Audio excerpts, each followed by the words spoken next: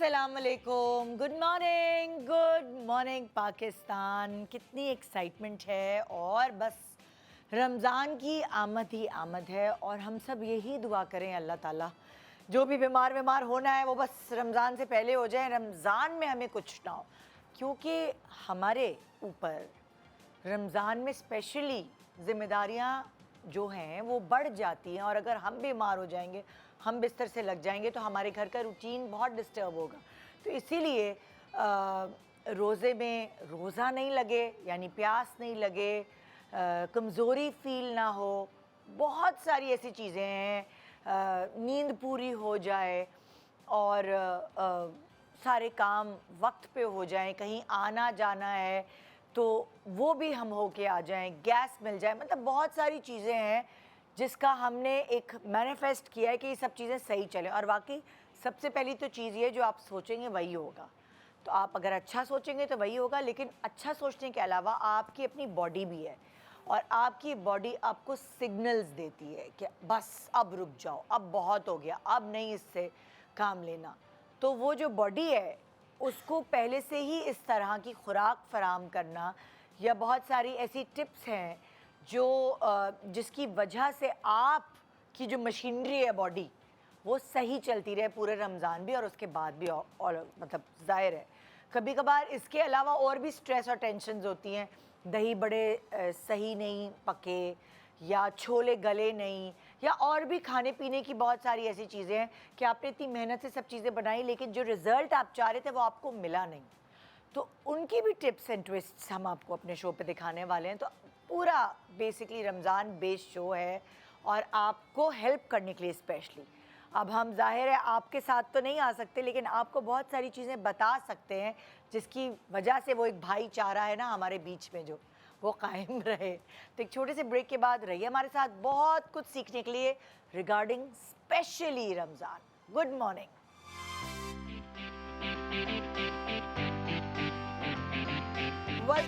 Welcome back, good morning Pakistan. So आज के हमारे एक्सपर्ट्स हमारे सामने है हमारी बहनों की हेल्प करने के लिए। भाई ये पूरा मोहल्ला जो है ना, इसमें से कोई ना कोई आएगा और कोई सवाल करेगा, वही सवाल जो आप करना चाहती हैं और आपको मौका नहीं मिल रहा उसका जवाब हासिल करने का। तो चलें आज के प्रोग्राम में आपको आपकी सारी परेशानियों के जवाब यहाँ हमारे शो से मिलेंगे। डॉक्टर बतूल हमारे साथ, अस्सलाम वालेकुम। कैसी हैं आप? बिल्कुल खैरियत से अल्हम्दुलिल्लाह। आप सबको मेरी तरफ से बहुत बहुत रमज़ान मुबारक। हाँ जी, एडवांस में सबको।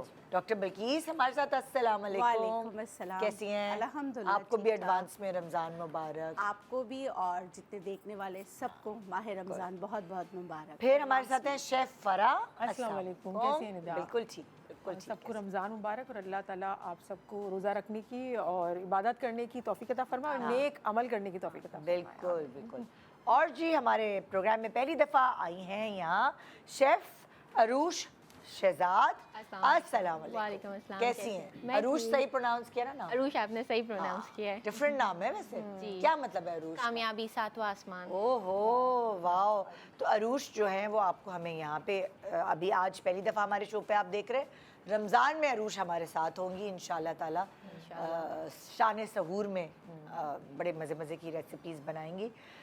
यहाँ हमारे पास एक मोहल्ला है जिसको बहुत मुश्किलात सहनी पड़ रही हैं।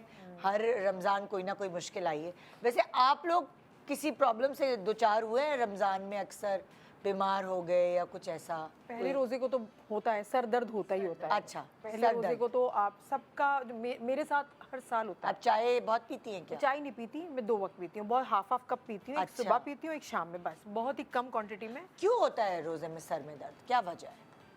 अच्छा, सबसे पहले तो ये कि आपको इलेक्ट्रोलाइट इम्बैलेंस हो रहा होता है। आप जाहिर सी पानी आप नहीं ले रहे होते हैं, उसकी वजह से जब आप सुबह से शाम तक के बिल्कुल भूखे और प्यासे होते हैं तो वो 12 आवर्स के लिए बॉडी को एडजस्ट करना थोड़ा सा डिफ़िकल्ट होता है। तो शुरू के आपको लगता है शुरू में यस, फिर बॉडी खुद एडजस्ट करना शुरू कर देती है, दिमाग से भी और बॉडी वाइज भी आपको सिग्नल जो है वो परफेक्ट हो जाते हैं कि 12 घंटे आप प्यासे रहेंगे। अच्छा, मुझे शुरू के रोजे थोड़े से डिफिकल्ट नहीं लगते, लेकिन मुझे जो लास्ट के रोजे हैं वो थोड़े से डिफिकल्ट लगते हैं। उसकी क्या वजह है? उसकी वजह ये होती है कि आप 20 डेज के बाद आपकी बॉडी ऑटोफेगी में जाना शुरू कर देती है। जैसे आपकी बॉडी में जितने जितने ख़राब मादे होते हैं वो उन सबको खाना शुरू कर देती है और वो ऊपर आ जाते हैं बॉडी में।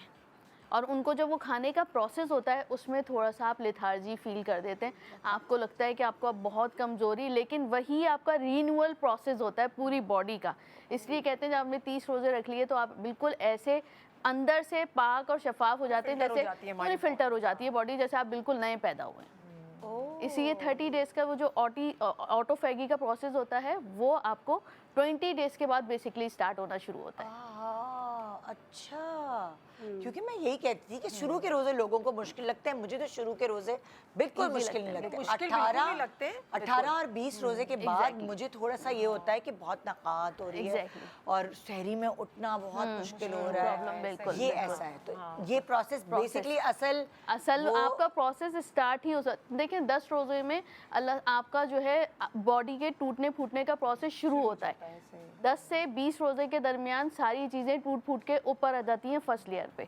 उसके बाद आपकी बॉडी जो है उसको डिटॉक्स करना शुरू कर देती है आफ्टर 20 रोजे के। हाँ, आसान अल्फाज में कि वो चीज़ें जो हमें नहीं चाहिए हमारी बॉडी में छुपी हुई हैं, जैसे वो सेल्स, जैसे कैंसर सेल्स होते हैं, दूसरी चीज़ें होती हैं, वो सारी ऊपर आ जाती हैं और कुछ स्किन के ऊपर भी आना शुरू होती है। तो इसीलिए कहते हैं कि ना जावे से आप इसको क्लियर करो, क्योंकि बाज़ लोगों को बाज़ लोगों को स्क्रब भी कर सकते हैं ना। हाँ, जावे से स्क्रबिंग करना स्टार्ट करें ताकि जो आपके स्किन के ऊपर आ गई हैं वो निकल आए। नहीं तो ये कौन से रोजे से करना शुरू करें? ये तो वैसे तो हर शुरू से ही कर लें, लेकिन जब आप लेथार्जिक होना स्टार्ट होते हैं तो अक्सर वो लोग ये कहते हैं कि अब हमारी स्किन पे इचिंग क्यों हो रही है, हम रोज़े रख रहे हैं, इच क्यों हो रहा है, स्किन ड्राई क्यों हो रही है। उसकी वजह वो होती है कि वो टॉक्सिक, वो जहरीले मादे जो हमारी बॉडी को नहीं चाहिए वो ऊपर आ रहे होते हैं ताकि वो एक्सक्रीट आउट हो। ठीक है, क्योंकि लथार्जिक कितने हो जाते हैं उसके बाद जो है ना वॉक वगैरह पे जा नहीं रहे होते हैं, है ना। अच्छा, एक मशवरा और दें, बहुत सारे लोग जो वॉक पे जाना चाहते हैं या जो एक्सरसाइज करना चाहते हैं उनके लिए बेस्ट टाइम रोज़े के दौरान है या रोज़े के बाद है? अच्छा, ये वेरी करता है, ये हर पर्सन टू पर्सन जो है वेरी करता है। कुछ जो हैं वो स्टडीज़ ये कहती हैं कि बेस्ट टाइम ये है कि आप सेहरी से पहले एक्सरसाइज कर लें, ठीक है। कुछ ये कहती हैं शहरी से पहले तो रात हुई। हाँ, रात हुई, बिल्कुल। आप ना जैसे आप लोग 3 बजे उठते हैं, अभी जैसे हमारा टाइम जो है वो 4 से 6 के दरमियान का है सहरी का, तो लोग 3 बजे उठ के एक्सरसाइज करते हैं। यानी आपने रात का खाना जो है अगर 9-10 बजे खा लिया तो 3 o'clock तक के 5 आवर्स हो गए, तो वो बेस्ट टाइम है। आपकी बॉडी जो है वो रीन्यूअल प्रोसेस में होती है, तो उस वक्त एक्सरसाइज का बेस्ट टाइम है। अच्छा, कुछ के लिए ये होता है कि आप सहरी के इमीडिएटली बाद जो है वो रखें, लेकिन वो पीरियड जो विंडो है एक्सरसाइज का वो 15 मिनट से लेकर 20 मिनट्स होना चाहिए, इससे ज़्यादा नहीं होना चाहिए। उसमें क्या होता है कि जो आपने खाया हुआ होता है नहीं, ये वाली 15-20 मिनट्स कब टाइमिंग? आफ्टर सहरी, आफ्टर सहरी। इसकी साइंस क्या है? इसकी साइंस ये है कि जो आपने खाया हुआ होता है वो मेटाबोलाइज होता है, वो आपको एनर्जी प्रोड्यूस करवाता है और वो एनर्जी आपको जो है वो 10 से 12 घंटे ईजी रहता है, ठीक है। अच्छा, उससे एक और ये है कि आप पूरा दिन भूखे प्यासे हैं, आप इफ्तारी से पहले जो है एक्सरसाइज कर लें, वही 15 to 20 मिनट, तो ज़्यादा नहीं, 15 से 20 मिनट, और उसके फ़ौरन बाद जब इफ्तारी का टाइम हो आपने इफ्तारी कर ली। तो उससे ये होता है कि जो आपका मेटाबॉलिज्म स्टार्ट हुआ, जो आप खाते हैं उससे इंसुलिन स्पाइक्स नहीं आती। लेकिन आपने जब इनिशियली रोज़ा करना है तो आप सबसे पहले सिर्फ पानी पिएंगे और पानी के बाद आप एक खजूर लेकर आप नमाज़ पढ़ लीजिए, तो इस तरह आपको इंसुलिन स्पाइक नहीं आता। लेकिन आपने एक्सरसाइज करी बिफोर इफ्तार 15 to 20 मिनट्स और आपने जो है वो रोल पकोड़े सब कुछ खा लिया, फैटी फूड, तो उसके बाद आपको इंसुलिन स्पाइक आएगी, तो वो फिर इस एक्सरसाइज का कोई फ़ायदा नहीं होगा। आपका मेटाबॉलिज्म मज़ीद इंक्रीज़ होने के साथ साथ ना सिर्फ इंसुलिन स्पाइक देगा बल्कि आपको मोटापा भी करवाएगा। अच्छा, नेचुरोपैथी में ये कि आप एक्सरसाइज, वो लोग एक्सरसाइज नहीं करें उससे पहले, जैसे अफ्तार से पहले जिनको ब्लड प्रेशर, शुगर, कोई डिजीज़ हो, क्योंकि कुछ इसमें से थ्रस्ट यानी कि आपको प्यास लगती है, आप रोज़े की हालत में होते हैं, आप पानी नहीं पी सकते, तो प्लीज़ फिर ऐसे लोगों को जो कार्डियो इस तरह की एक्सरसाइज जो है ना नहीं करनी चाहिए, हल्के फुल्के एक्सरसाइज करना चाहिए। और अगर जैसे तरावी पढ़ने के बाद आपने क्योंकि अब 7 बजे का टाइम हो जाएगा, तो आपने उसी को आप अपने ग़िज़ा समझ लें कि आपने रात का खाना खा लिया, उसके 2 घंटे बाद भी आप एक्सरसाइज कर सकते हैं। तरावी के बाद, तरावी के बाद 2 वॉक कर घंटे लें, बाद 100 स्टेप्स आप घर में कर लीजिए, रेजिस्टेंस एक्सरसाइज कर लीजिए। कार्डियो से बेहतर होता है कि जो आप ट्रेडमिल पे कर रहे होते हैं आप रेजिस्टेंस एक्सरसाइजेस करिए और लाइट वॉक पे रखें, तो ज़्यादा बेहतर होता है। ठीक है, आइए चलते हैं जी। हमारी जो कौन है, अकीला बहन, क्या मसला है तुम्हें? अस्सलाम वालेकुम। वालेकुम अस्सलाम। रमज़ान मुबारक। आपको भी मुबारक। ये एडवांस। बिल्कुल ठीक ठाक। मेरा ये इशू है कि आजकल की बहुएं जितनी काम से भागती हैं वो तो शायद आप लोग सभी जानती होंगी। तो मुझे जो है ये इन्होंने ट्रोल नहीं होना भाई, ये कुछ नहीं कह सकती। अच्छा हाँ। लेकिन पकोड़े जिस वक्त वो बनाती हैं तो वो आजकल फेंटे नहीं जाता, क्योंकि क्या नहीं जाता? फेंटते नहीं है, बेसन को फेंट कर पकोड़े बनाते हैं तो उसमें फुटकियाँ बहुत ज़्यादा हो जाती हैं। अच्छा, गुठलियाँ बन जाती हैं। जी, गुठलियाँ बन जाती हैं, उसकी वजह से पकोड़े सख्त हो जाते हैं और फिर बाद में पेट में तकलीफ, गैस वगैरह। अच्छा, ठीक है। तो इसके लिए मुझे कोई ट्रिप बताएं ताकि अच्छा एक मिनट अरुष, जरा आज वो नहीं है ना, अरुष से थोड़ा पूछ लें, हम देखते हैं ना, जरा वो थोड़ा सा उनको अच्छा, मौका इनका देते हैं। क्वेश्चन ये है कि उसमें गुठलियाँ बन जाती हैं, राइट? हाँ। सो इसके 2 तरीके हैं। एक तो आप हमेशा छान के अपना बेसन यूज़ करें, ठीक है। दूसरी बात ये, थोड़ा सा लूक वार्म वाटर लें, एकदम सारा पानी ना डालें प्याले के अंदर, थोड़ा सा डालें। उसका जब पेस्ट बन जाए ना, आपको देखिए कि सारी गुठलियाँ ख़त्म हो गई हैं। उसके बाद आप अपनी कंसिस्टेंसी के हिसाब से जितना पानी ऐड करना चाहते हैं करें। दूसरा सवाल इनका ये था कि गैस हो जाती है, तो यू कैन ऑलवेज ऐड ज़ीरा, क्यूमिन, कि आपका बैलेंस हो जाए थोड़ा सा। और थोड़ा सौंठ भी, सौंठ भी का add करें, पाउडर, और अजवाइन थोड़ी सी ना, और अजवाइन लाजमी डालना चाहिए। उससे गैस नहीं उससे होगी। गैसेस नहीं होती हैं। और इन्होंने कहा सख्त हो जाते हैं। सख्त हमेशा इसलिए होते हैं अगर आप अपने पकोड़ों को ना गर्म ऑयल में नहीं डालते तो फिर वो बहुत ज़्यादा ऑयल सोक करते हैं। अच्छा, This could तो be one of the reason. मतलब कि अगर वो ठंडे ऑयल में डाल देते हैं, बिल्कुल। वो बहुत औरतें डरती हैं ना कि एकदम छींटे आएंगे गरम में, तो ठंडे में डालते हैं तो वो ज्यादा ऑयल अब्सॉर्ब कर लेते बिल्कुल। हैं, उसका वो है। हमेशा मीडियम हीट पे होना चाहिए आपको ऑयल के, इतना हो कि आप कोई भी चीज़ डालें तो वो फ्लोट करना स्टार्ट कर दें। ओके, मैंने तो भाई सोचा हुआ है, मैं तो एयर फ्रायर वाले पकौड़े हाँ खाऊंगी। एग्जैक्टली, हाँ, सही है। बेस्ट आप रहते डाइट के हैं। हिसाब और हम लोग जो प्याज के पकौड़े बनाते हैं, आप लोगों ने में से किसी ने आइडिया दिया था, हम तो घोलते नहीं है, सही, हम भी नहीं हमने बोलते। प्याज और वो सारे मसाले वसाले डाल के मैं यही बता रही पाउडर थी। डालते हैं। हाँ, पाउडर डालते हैं। और प्याज मैं अपना भी पानी भी आपको- छोड़ता है। क्योंकि आप पता है क्या करें, आप तो एक पकौड़ा मिक्स मसाला जो होता है ना वो बना के रख लें। बिल्कुल। सही है, बहू बहुत अच्छी कैसे- होती है, कैसे- काम कैसे करती है। बनाएं वो? आपने बेसन लेना है, पहले छानना बहुत लाजमी है, चाहे आटा किसी भी किस्म का हो, छाने बगैर आप यूज़ कर ही नहीं सकती, वो तो बेसिक है आपका। आपने इसको छानना है, उसमें हल्दी पाउडर, इसमें थोड़ा सा अजवाइन, थोड़ा सा ज़ीरा, आपने ये ऐड कर लिया, थोड़ा सा नमक, ये ऐड करके आपने एक पैक बना के रख दिया। साबुत धनिया, जो भी आपको मसाले आपके पसंद के अकॉर्डिंग, लेकिन आपने वो कहा ना पेट में दर्द होता है तो उस हिसाब से मैंने ड्राई मसाले बताएं। आपने पैक बना के या किसी जार में आपने इसको रख दिया, ठीक है। रख के फिर आपने क्या करना है, प्याज काटनी है, जैसे आपको प्याज अच्छा लगता है, हरा धनिया है, मिर्चें हैं, जो आप मसाले खाती हैं वो मसाले काट के, जब फ्राई का वक्त आता है ना, फिर आपने उसके, क्योंकि प्याज अपना पानी छोड़ती है, धनिया भी होता है, हरी मिर्चें, फिर आपने ये पाउडर इसके अंदर ऐड किया और अच्छे से इसको मिक्स किया। आप मिक्स करेंगे तो इसके अंदर गुठलियाँ भी नहीं बनेगी और प्याज के पानी में ये बहुत अच्छा से घोल मैं तैयार थोड़ी हो देर जाएगा। रख के ना छोड़ती हूँ, छोड़ भी दे 5-10 मिनट जब तक, क्योंकि और- बेसन जब इनके अंदर मिक्स करते हैं तो मैं थोड़ी देर रख के छोड़ती हूँ, तो वो उस वक्त 10-15 मिनट वो पानी छोड़ता है, क्योंकि एकदम तो नहीं छोड़ेगा, वो ड्राई 10-15 होगा। मिनट फिर आपने ऑयल गरम किया, फिर गरम ऑयल में आप इसको फ्राई करेंगी, एक तरफ से थोड़ा सा ब्राउन हुआ, फिर दूसरी तरफ से हुआ, तो इस तरह से आप करेंगी तो ना इसके अंदर गुठलियाँ बनेगी, ना आपके पेट में दर्द होगा, और कम क्वांटिटी में खाएं तो पेट में दर्द बिल्कुल भी नहीं होगा। और अगर थोड़ा सा ऑयल उसमें मिला लें और एयर फ्राई कर लें या बेक कर लें, तब तो क्रिस्पी मजेदार।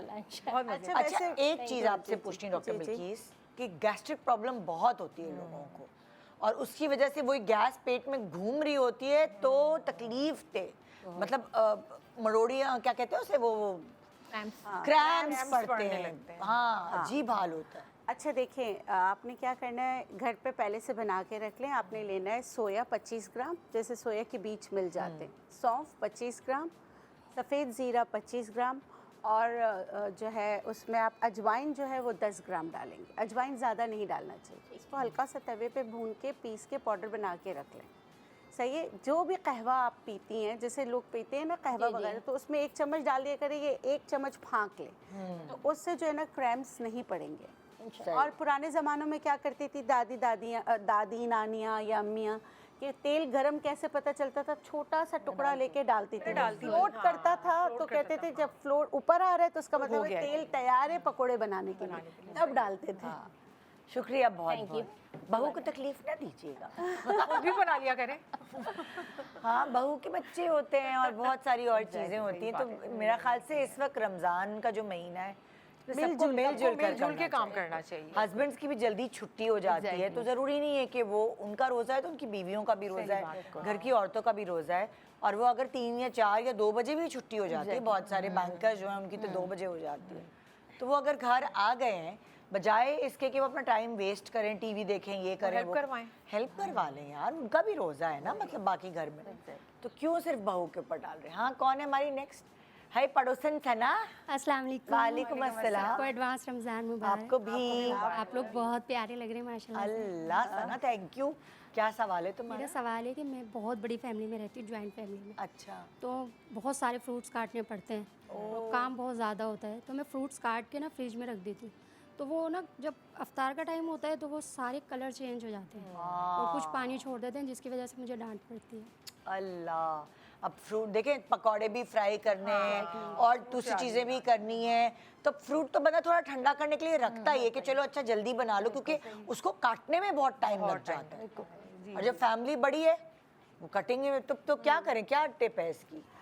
अच्छा, अगर मैं बताना चाहूँ जो मैं करती हूँ, सारी चीज़ों को काटने के बाद वो जो वो एयरटाइट कंटेनर या जिपलॉक बैग, हाँ, क्लिंग वो डाल उसको एयर टाइट कर लेती हूँ, और जो मसाला इसमें मिक्स करना होता है ना, वो दस्तरखान पे लाने के बाद उसमें मसाले और लेमन वगैरह मिक्स करती हूँ, क्योंकि फ्रूट के साथ जब नमक मिलता है तो ओवियस जो है ना ऑक्सीडाइज भी हो जाता है और कलर भी चेंज कर लेता है। ये मेरा तरीका है, बाकी आप लोग बताएं। हाँ भाई, मैं- हया शेफ सब बताएं। मैं बता देती हूँ, जैसे मैं फ्रूट चाट आप कुछ भी कर लेना, उसमें बनाना जो होते हैं वो काले हो ही जाते हैं। आप कितनी भी टिप यूज कर लें, वो उसको लास्ट में डालें, बाकी फ्रूट काला नहीं होता है, ठीक है, वो बिल्कुल भी काला नहीं होता। हल्का सा सिरका डालेंगी ना, 2 ड्रॉप सिरका, सिरके से क्या होगा कि वो इसका कलर बिल्कुल वो बरकरार रखेगा।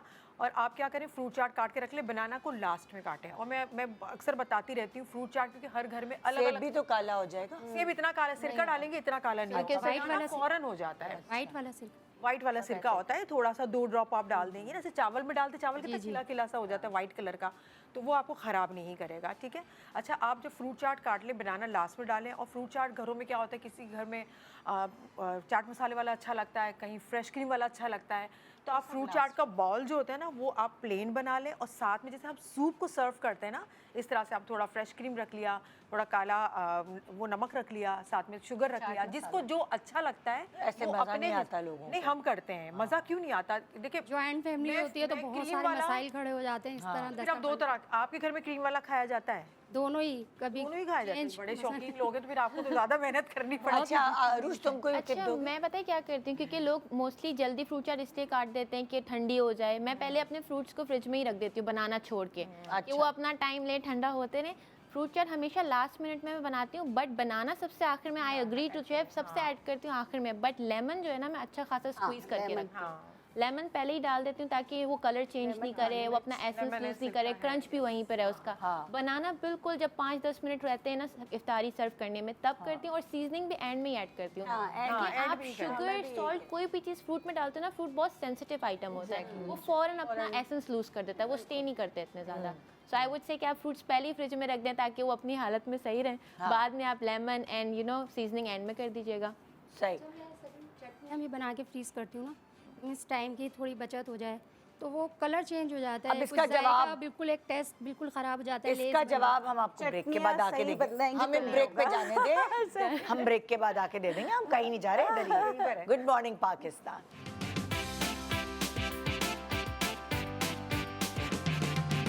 Welcome welcome back. Good morning Pakistan. बहुत सारे मसाइल हैं भाई सबकी ज़िंदगियों में, और उसको हम कोशिश कर रहे हैं कि रमज़ान में हल करें, मतलब कि रमज़ान में कोई मसाइल एक्सेस में ना हो जाए, ताकि आपका फोकस जहाँ है एक तरफ वहीं रहे।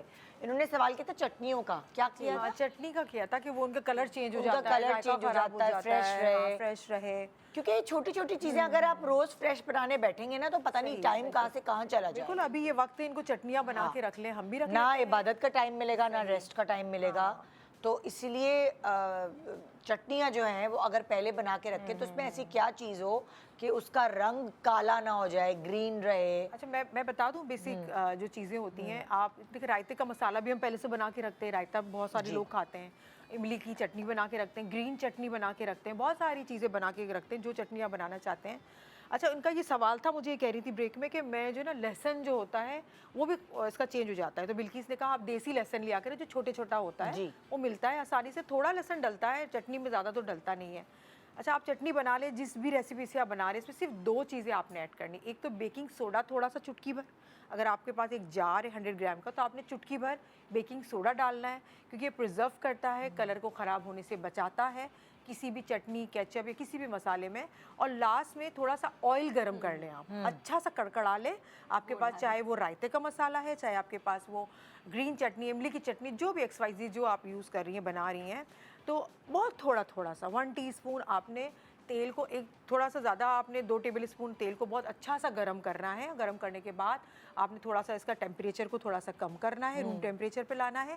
फिर थोड़ा सा आपने आधा टीस्पून सारी आपने जार में डाल के इसको स्पून से या किसी लकड़ी के स्पून से मिक्स करके इसको आप बंद करके रखते हैं एयर टाइट। और जब आपने निकालना है, यूज़ करना है, आपने 1 स्पून इसके अंदर आपने ऐड करना है।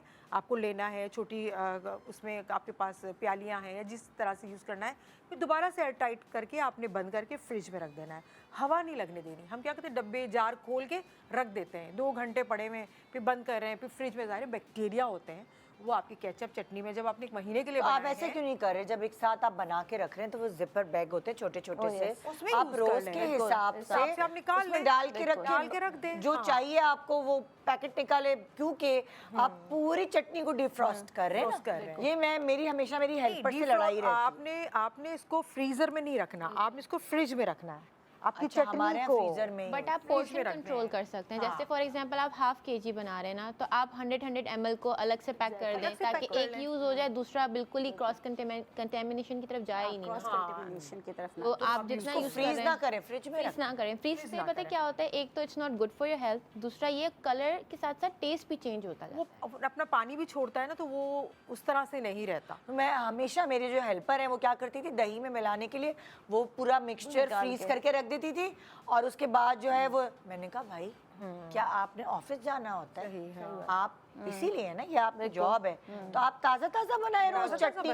वो क्या जरूरत है कि वो फ्रीजर से निकालेंगी, उसके बाद वो दही में मिलाएंगी, रायता बना के झटपट देंगी। अच्छा, एक और चीज़ है, जैसे हम चटनियों पे जो है ना पानी ज़्यादा डाल देते हैं, वाटर कंटेंट ज़्यादा नहीं होना चाहिए, उनके अपना ही जो एसेंस है वो निकलना चाहिए। चटनी हमेशा सिलबट्टे पे बहुत अच्छी बनती है, बजाय आप ब्लेंडर करें। लेकिन टाइम बहुत लगता है। ना नहीं, मतलब एक ही दफ़ा आपने बनाना है ना, थोड़ा थोड़ा पानी डाल के बनाए, उसका जायका ही अलग होता है जो आपके पत्थर के साथ घिस के बनता है, क्योंकि वो सिलबट्टा वो है उसके साथ, और उसमें थोड़ा थोड़ा आप लेमन स्क्वीज करते रहे बजाय वाटर के, वो बहुत ज़बरदस्त बन जाता है। जबरदस्त था। ये सही बात बोल रही है, बट सिलबट्टा ना आजकल इतना मॉडर्न एडवांस लाइफ हो गई है, एवरीबडी इज सो बिजी, क्योंकि जब आप ब्लेंडर में बनाते हैं ना, तो उसकी एक हीट होती है, वो आपकी जो फ्रेशनेस होती है ना उसको किल करती है। तो उसका ऑल्टरनेट ये होता है, आप पानी थोड़ा कम डालें, उसकी जगह आइस क्यूब ऐड कर दें, तो वो टेम्परेचर इवन हो जाता है। तो जो ब्लेंडर अपनी हीट दे रहा है ना वाइल ब्लेंडिंग, वो आइस उसको कवर कर देती है। अच्छा, तो जितनी भी ग्रीन प्रोडक्ट्स हैं या रेड प्रोडक्ट्स हैं वो ख़राब नहीं होती है। सही है, बेस्ट है। हाँ भाई, हफ्सा कहाँ हो भाई, अस्सलामुअलैकुम। कैसी हो यार तुम? अल्लाह का शुक्र ठीक है, आप हो? ठीक है। हाँ। मेरी प्रॉब्लम ये है कि जो है ना, मेरे जो हस्बैंड है ना वो स्मोक करते हैं बहुत ज़्यादा, तो उनको रमज़ानों में ये प्रॉब्लम होती है कि जैसे वो जल्दी आ जाते हैं रोज़े से पहले, तो उनका दिमाग इतना ज़्यादा हाइपर हो रहा होता है, इतना गुस्सा कर रहे होते हैं, क्योंकि उनको स्मोक नहीं मिली होती रोज़े में, तो वो बच्चों पे, हम पे बहुत ज़्यादा मतलब हाइपर हो रहे होते हैं। और दूसरा ये कि ज़ाहिर है हमें तो रमज़ान के जो है वो तैयारी करनी होती है, रोज़े की भी, खाने की भी, हर चीज़ की, तो ये प्रॉब्लम है मेरी कि आप बताएं इसका क्या यार हल भाई, है? मेरे मियाँ भी ऐसे ही करते हैं, मैं तो छुप जाती हूँ जब वो आते हैं मैं छुप जाती हूँ, छुपने मैं की जिम जगह चली बता दो। जाती हूँ, मैं जिम चली जाती हूँ। उसके बाद फिर उन्होंने भी खुद रियलाइज़ किया, फिर वो वॉक पे जाने लगे। सही। तो जब तक रोज़ा नहीं खुलता वो वॉक कर रहे होते हैं वहीं घर के बाहर, और जब रोज़ा खुलने वाला होता है 5 मिनट पहले, तो फिर भी वो अपना कारनामा दिखाते हैं 5 मिनट में भी, लेकिन 5 मिनट हम बर्दाश्त कर लेते हैं। तो 5 मिनट बाद रोज़ा खुल रहा होता है, उनको होता है बस पकौड़े क्यों नहीं आए, ये खाना है नहीं कुछ, बस लेकिन वही उनको कुछ इसी ना तरह कुछ के होगा। मतलब किसी न किसी चीज पे जो है वो हाइपर हो रहे होते हैं हाँ। कि ये हो गया वो हो गया। और ढूंढ रहे होते हैं मुझे काम बताओ, मैं किस पे गुस्सा करूं। एग्जैक्टली सुला दीजिए आप, ऑफिस से आने के बाद उनको सुला, उनको नींद बोलिए नहीं आप आती ना कमरे में रोजे जाइए में, और सो जो जाइए। मतलब रोजा होता है तो वो नींद नहीं आती। अच्छा, मैं कुछ हर्बल रेमेडीज बताती हूँ जो एक तो निकोटिन पैच भी लगा लेते हैं जिससे लगा सकते हैं रोजे में? रोजे में नहीं लगा सकते। नहीं लगा सकते हैं। हाँ। अच्छा, आपने हंसवाएंगी क्या क्या? अजवाइन जो है ना जी। वो बहुत ही ज़बरदस्त चीज़ है। आपने अजवाइन को ना तवे पे जैसे भून कर रख लीजिए, और आप पकोड़ों में हमेशा बैंगन ज़रूर इस्तेमाल तो ये बता रही हूँ, ये मैं इसकी लॉजिक देती हूँ। अजवाइन उनको थोड़ा सा इस्तेमाल कराइए, जैसे आप कुछ भी कर रही हूँ उसमें अजवाइन लो निकोटीन होता है, तो उससे क्या होता है उनको जो ये ऐसा लो डोज है जिससे उनको निकोटीन की इतनी तलब नहीं रहती। इसी तरह बैंगन का है। सही है, बैंगन शहरी का- में खिला दें उनको ये। सहरी में या अफ्तारी में, जैसे भाई साफ बात है, अजवाइन जो है ना मुझे सूट नहीं करती, मेरे पेटों में मरोड़ पड़ती रहती है और बहुत पेट खराब हो जाता है। नहीं देखिए, अजवाइन से। अब बिल्कुल आप depend बिल्कुल करता है। सही कह रही हैं। अजवाइन ज़्यादा खाएंगे तो बहुत ज़्यादा उसका मोड ऑफ एक्शन ये है कि वो आपके मरोड़ को सही करता है।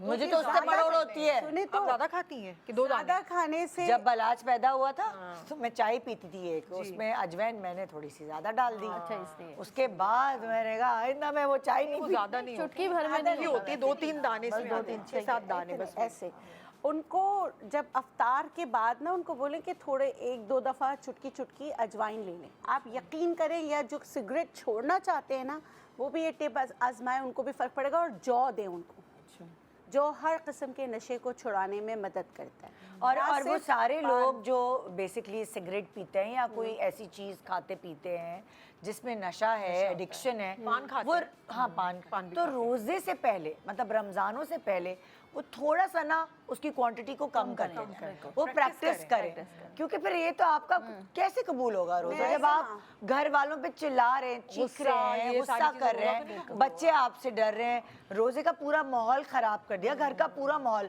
किसी को चाय की एडिक्शन होती है, किसी को पान की होती है, किसी को वो छालिया मावा की होती शावा है, होता है, छालियाएं होती हैं, बड़ी छालिया तंबाकू होती वाली। है, कुछ लोग टिपिकल छालिया खाते खालियाँ हैं, खाते हैं बुरी-बुरी। तो वो ये फिर जो है ना और फिर ना रोड पे आप देखिए कितनी लड़ाइयाँ हो रही होती है, सब उतर के एक दूसरे को गरेबान वो कर रहे होते हैं, तो उनको सबको जौ खिलाएं। हाँ वो सुन रहा है। जौ का दलिया बहुत अच्छा होता और है। निकोटिन गम्स भी आती हैं, अगर जैसे जो बहुत ज़्यादा एडिक्टेड है निकोटिन पे, तो अब निकोटिन गम्स आती हैं, तो आप सेरी में एक गम ले लीजिए, वो 24 आवर्स आपकी निकोटिन को सप्लाई स्लोली करती रहती है।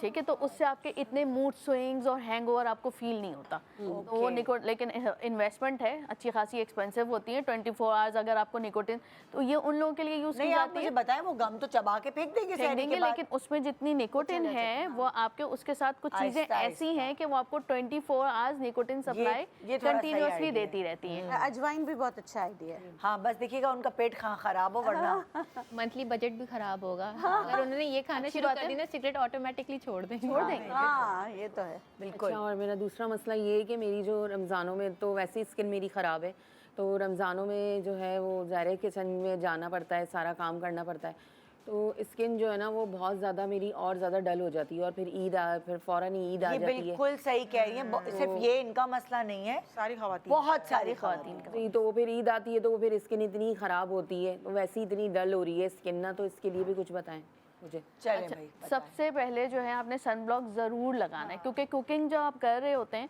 ज़्यादातर वक्त जो है ना, नॉर्मली अगर औरतें 2 से 3 घंटे गुजारती हैं, तो रमज़ान में 6 घंटे जो है किचन में गुजार रहे होते हैं आपके। अब सबसे पहले आप जितनी दफ़ा भी आप किचन में जाएं, आपने हर 2 घंटे के बाद जो है वो सनब्लॉक लगाना है। बेस्ट आइडिया क्या होता है, आप अपने फ्रिज में रख दीजिए, क्योंकि फ्रिज के पास सबसे ज़्यादा ठंडा आपने लगाना है फेस पे, और फिर जब आप फेस वॉश करेंगे और वो सनब्लॉक लगाइए जो टिंटेड हो, जिसमें जिंक ऑक्साइड की क्वांटिटी बहुत अच्छी हो। अच्छा वो सफेद वाला जो मैचेस में लगाते हैं ना, में लगाया जाता है, सफेद वाले। एक ये कि उससे पसीना नहीं आता, दूसरा ये कि वो आपको कवर बहुत अच्छा करता है, तो वो जो हीट होती है, जो धुआं उड़ा होता है, वो आपके क्योंकि अंदर हम ज्यादा pores में- हीट वाले खाने Yes, बना रहे होते हैं, exactly. पकौड़े फ्राई हो रहे होते हैं, वो ज्यादा हीट होती है। जो नॉर्मली आप लोग कुकिंग करते हैं उसके मुकाबले में ये ज्यादा हीट होती है, बिल्कुल। और वो ज्यादा आपकी कि स्किन वो को खुले खराब बर्तनों में करती है। फ्राई हो रहा होता है, कोई ढकना नहीं होता, नहीं तो होता। हीट डायरेक्ट आपके फेस पे लग रही होती है। सेकेंडली कि सबसे ज़्यादा जो इफ़ेक्टिव होता है, क्योंकि आप रोज़े रखते हैं, स्पेशली फॉर फीमेल्स, मर्द हजरात भी यूज़ कर सकते हैं, जो हमारे हार्मोन्स होते हैं, 12 घंटे का रोज़ा होगा, जो हार्मोन्स होते हैं, जो स्किन आपकी अंदर प्रोडक्शन कर रही होती है, एक तो हेल्दी डाइट लीजिए, फलों का इस्तेमाल ज़्यादा करना है। जब आप करेंगे तो सबसे ज़्यादा जो इफ़ेक्टिव होता है वो होते हैं पेप्टाइड्स। अब पेप्टाइड्स किस किस चीज़ में होते हैं? पेप्टाइड्स होते हैं चावल के पानी में, सबसे हाईएस्ट क्वांटिटी आपको मिलेगी। बहुत अब हर किसी के घर में हो रहा होता है इस्तेमाल चावल का पानी, चाहे उबला हुआ हो और जो आप उसको डिप करके रख रहे हैं, वो दोनों आपने फेस पे लगा लेना है। नेचुरल पेप्टाइड सीरम आपके पास मौजूद है। जिनकी स्किन ड्राई है वो विटामिन ई की कैप्सूल शामिल कर लें या बादाम का तेल थोड़ा सा शामिल कर लें। और जिनकी स्किन बिल्कुल नॉर्मल से लेकर जो है कॉम्बिनेशन है, वो उसमें CoQ10 की कैप्सूल शामिल करके उसको फेस पे लगा लें। रात में लगा के सो जाइए। पेप्टाइड्स इसलिए कि आपकी बॉडी अभी जैसे हमने बताया ऑटोफेजी स्टेट में जा रही होती है, आपके सारे ख़राब मादों को तो पेप्टाइड सबसे ज़्यादा, ना नियासिनामाइड ना हाइलुरोनिक एसिड, रमज़ान में सबसे इफ़ेक्टिव पेप्टाइड सीरम होता है। तो चाहे आप अच्छी प्रोडक्ट यूज़ करना चाहते हैं, आप किसी भी ब्रांड की अच्छी पेप्टाइड सीरम ले लीजिए। आप घर में अगर यूज़ करना चाहते हैं, आपके पास चावल का पानी मौजूद है, पका हुआ हो, भीगा हुआ हो, जैसे दिल चाहे करिए। दोनों में डिफरेंट किस्म के पेप्टाइड्स होते हैं। जब पक गया चावल, उसके बाद जो उसका पानी है उसमें डिफरेंट पेप्टाइड्स हैं, जो आप डिप कर रहे हैं उसमें डिफरेंट पेप्टाइड्स हैं। तो इस्तेमाल कीजिए और फिर बताइएगा कि ईद के बाद कितना फ़ायदा होता है आपको। पेप्टाइड्स बहुत अच्छी चीज़ होते हैं। Very good, very good. हाँ भाई, नेक्स्ट कौन है? नेहा।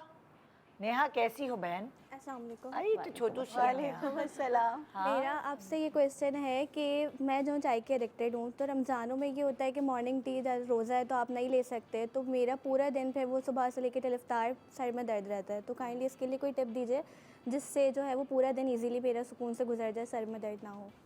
अच्छा, अगर सर में बहुत दर्द हो ना तो आपने क्या करना है, पानी जो है ना, गर्म पानी में पाँव डिप कर लें 5 मिनट माइग्रेन में भी हेल्प करता है। बहुत ही ज़बरदस्त है। और दूसरा, ये वाली जगह इसको आप प्रेस कीजिए। हाँ, मैं भी ऐसे ही करती हूँ। हाँ, और तीसरा ये जो गुद्दी है उसको हल्का हल्का प्रेस कीजिए, आपके सर का दर्द बगैर किसी दवा के सही हो जाएगा। वेरी ठीक गुड। है, अच्छा, मैं भी आप ऐसे ही ये करती हूँ। करके ऐसे देखिए, करेंगी ना, प्रेस बहुत ज़्यादा ये बेनिफिशियल है। दूसरा, चाय में जो है ना वो पॉलीफिनॉल्स की क्वांटिटी ज़्यादा होती है, टैनिन ज़्यादा होते हैं। तो कोशिश करो कि जाहिर सी बात है आप पहले ही से 2-3, अभी जैसे निदा ने एडवाइस दी, आप पहले से जो है वो कम कर दो थोड़ी सी क्वांटिटी, तो आपकी बॉडी में टैनिन्स खुद ब खुद कम होना शुरू हो जाएंगे। जो फर्स्ट 6-7 रोज़े हैं उसमें पानी की क्वांटिटी आप ट्रिपल अमाउंट में पीजिए, तो आपके टैनिन जो है वो डिटॉक्स होंगे। आपको फिर जो है उसके बाद जो है वो आपको सर में दर्द नहीं होगा। और बेस्ट रेमेडी यही होती है, जब आपको सर में दर्द हो, आप बर्फ़ का एक पीस लीजिए और पीछे गुद्दी पे रख दीजिए, फ़ौरन आपका सर का दर्द सही हो जाता है। मतलब कि पैर गरम में भिगो, पीछे गुद्दी के ठंडा ठंडा रखे तो दिमाग ठंडा रहेगा। बहुत सारे लोग सर दबाना शुरू हो जाते, तो आप सर का मसाज नहीं करें और ज़्यादा हो जाए। एग्जैक्टली। सिर्फ ये, ठीक है, आप करके देखें। जिनको भी मिग्रेन का है आप, और जिनको सर दर्द के साथ आंखों पे प्रेशर आ रहा है, आप ये करके देखें। आप उसको 2 मिनट दबा के रखें, आपका सर का दर्द गायब हो जाता है। और पता है क्या, मतलब लाइक जो लोग पानी की क्वांटिटी अपनी बैलेंस नहीं करते, उनको रोज़ा खोलने के बाद बहुत सारे, अक्सर ऐसा होता है कि डिहाइड्रेशन की वजह से भी मुझे तो जब सर में दर्द होता है, क्योंकि मैं चाय वाय पीती नहीं, शुक्र है अल्लाह का, मैं एक आध कॉफ़ी पी लेती हूँ बस, लेकिन चाय वाय मैं नहीं पीती, तो मुझे डिहाइड्रेशन की वजह से सर में दर्द होता है। और जब मैं अपनी पानी का इंटेक वो सहरी और अफ्तार के दरमियान जो है वो कैलकुलेटेड पानी पीती हूँ, तो फिर मुझे नहीं होता। ये भी है, क्योंकि हमें कैलकुलेट करना पड़ता है। आपको जो है आदत होती है पूरा दिन पानी पीने की, आपको एक साथ सहरी और रोज़े अफ्तार से पहले बीच के अंदर आदत नहीं होती है। तो इस डर से इधर ख़वातीन या लोग पानी नहीं पीते कि यूरिन बहुत ज़्यादा आएगा, हमारा वज़ू टूट जाता है बार-बार। लेकिन जाना पड़ता है। आप वज़ू कर लें, लेकिन अपनी सेहत को देखें। नहीं, लेकिन डॉक्टर बिल्किस, ऐसा तो नहीं हो सकता ना कि सहरी जब आप कर रहे हो तभी सारे जितना भी पानी है उसी वक्त नहीं, मैं यही कह रही हूँ कि अफ्तार से लेके सहरी तक आप ये नहीं करें कि आपकी नींद टूटेगी, तो आपको वॉशरूम जाना पड़ेगा।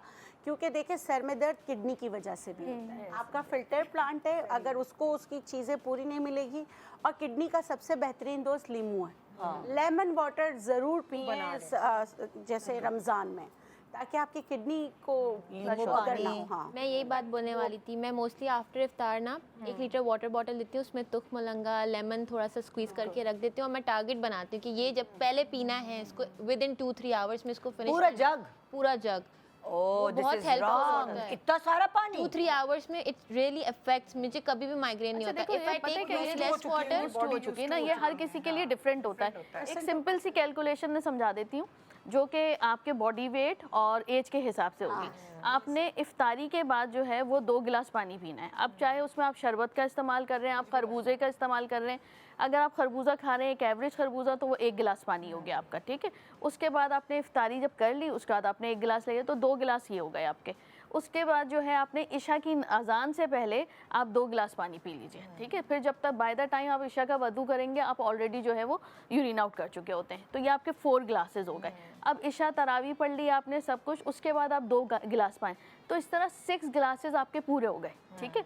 अब आपने सहरी से पहले जो है उठकर, जब तक कि आप बना रहे हैं या कुछ कर रहे हैं, आपने 1 गिलास पानी पी लिया और फिर सहरी करने के बाद आपने 1 गिलास। देखिए इंसानी बॉडी कोई ऊंट नहीं है, सही बात ठीक है ना, कि हम अंदर जो है वो एक नॉर्मली रिक्वायरमेंट एक एवरेज बॉडी की वो होती है 6 से 8 गिलास पानी, 1.5 लीटर, 6 से 8 गिलास पानी। अगर आपको लगता है आपको कोई प्रॉब्लम है, आपको हाइपरटेंशन है, डायबिटीज़ है, ये सेटिंग आप अपने हिसाब से, लेकिन ये आइडियल सेटिंग है। बिल्कुल, बिल्कुल। तो आपने सहरी के बाद जब 1 गिलास पानी है that is more than enough. और लेकिन पता अगर है आप क्या, कोई ऐसी लोग- मेडिसिन ले रहे हैं जिसपे ज्यादा रिक्वायरमेंट है तो आप 2 गिलास भी पी सकते हैं। और वही वाली बात है कि आप अगर कॉन्शियसली Exactly. शुरू के रोजों में पानी पिएंगे तो आपको आखिरी में ना प्रॉब्लम नहीं होगी। वरना क्या होता है, यूरिनरी इन्फेक्शन हो जाता है, इस तरह बहुत यूटीआई, बहुत सारी चीजें हो जाती है। तो एक छोटे से ब्रेक ले रहे हैं, ब्रेक के बाद बहुत सारी टिप्स आपके लिए ताकि आपका रमजान अच्छा गुजरे।